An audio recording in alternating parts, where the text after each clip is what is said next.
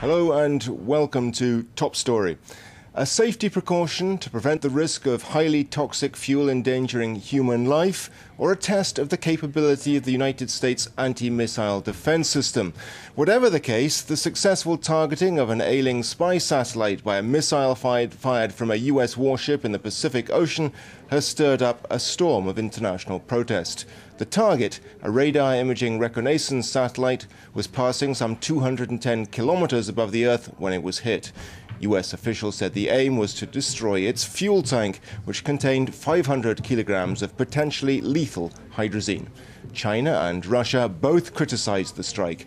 Moscow said many spacecraft had crashed to Earth without meriting such measures and suggested that the real purpose of the strike was to test the US anti-missile defense system.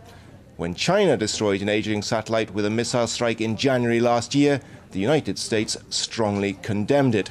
Well, joining me now to discuss the issues involved is Xavier Pasco, a specialist on the politics of the US space program at the Foundation for Strategic Research here in Paris. Thanks very much for being on Top Story. So, was this a case of the United States putting safety first, or was it really a question of showing off its military capabilities?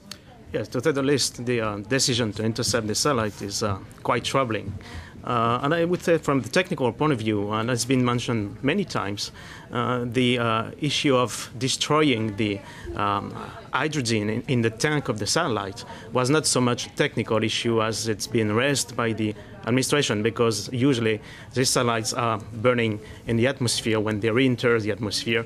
And it's true that this satellite has been benefiting from a special treatment on this. So that claim that the purpose of this was to burn off the hydrazine is a bogus claim, most likely. At least the risk that can always exist was quite minimal, and very minimal, to say the truth. So, I mean, the point that the Russians are making then is a perfectly reasonable one, that this sort of thing happens all the time. Yeah. We've never had a need to take measures like this in the past, so why on earth are the United States taking this step now? Absolutely. At least that shows that this satellite was a particular satellite.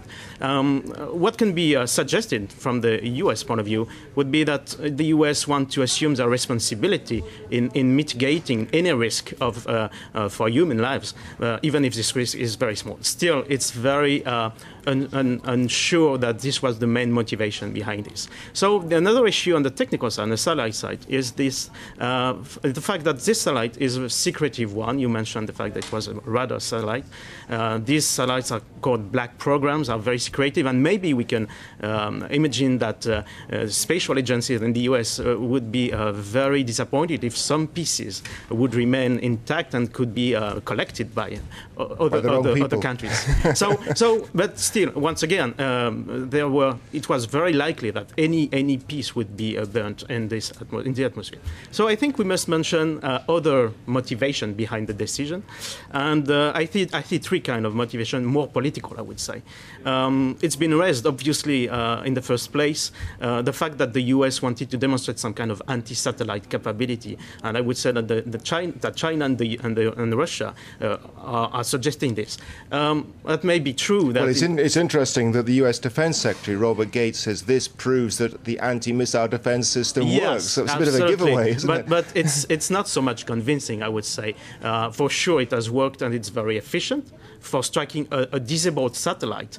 When it's about striking an incoming missile with a number of countermeasures. But whether it shows that it works or not, it does suggest that may have been the thinking behind the decision. Absolutely. To strike. I think all these political motivations are partially true, and certainly in the US administration, some people defended this point. I'm not sure they justified by themselves alone the decision, which was highly risky, by the way.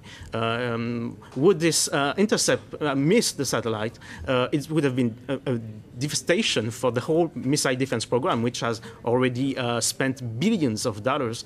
And I would say that the taxpayer in the US would be very annoyed that these billions wouldn't even strike a disabled satellite. So I think there was some risk. There was also some risk on the international scene, given the fact that there are the current debates about installing some missiles in Europe also.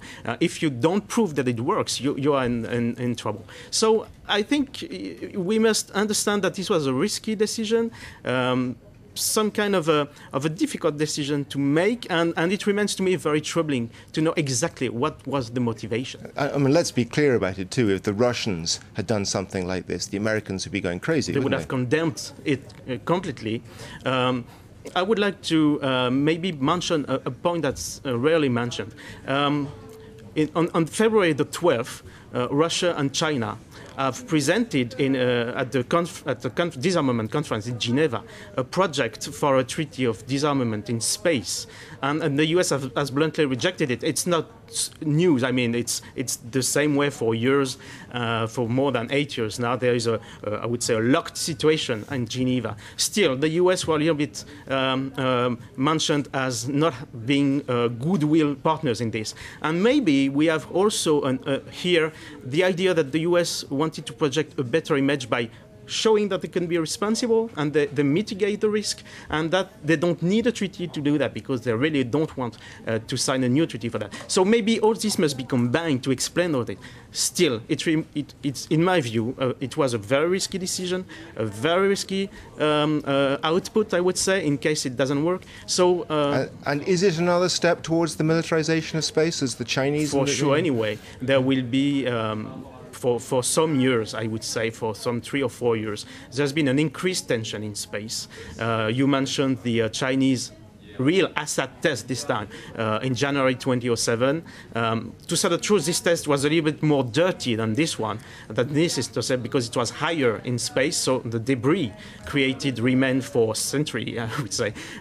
In this case, in this particular case, this intercept was a little bit less dirty. At least it's hoped, because it's much lower in altitude, so the debris won't remain very long and will burn in the atmosphere. So the US wanted to show an image of being a responsible state in doing this. So I think there is some kind of diplomatic kind of message they wanted to pass there. But the military message to Russia and China, will that be clear as well, do you think?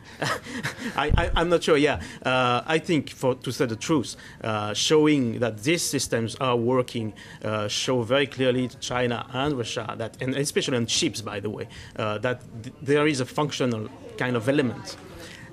Still, I don't feel like they demonstrated convincingly the fact that it could intercept missiles. You know, missiles and satellites are very different. OK, that's where we're going to have to end it, I'm afraid. We've run out of time. Thanks to our guest, Xavier Pasco. Join us again next week for another edition of Top Story. Have a good weekend. Goodbye.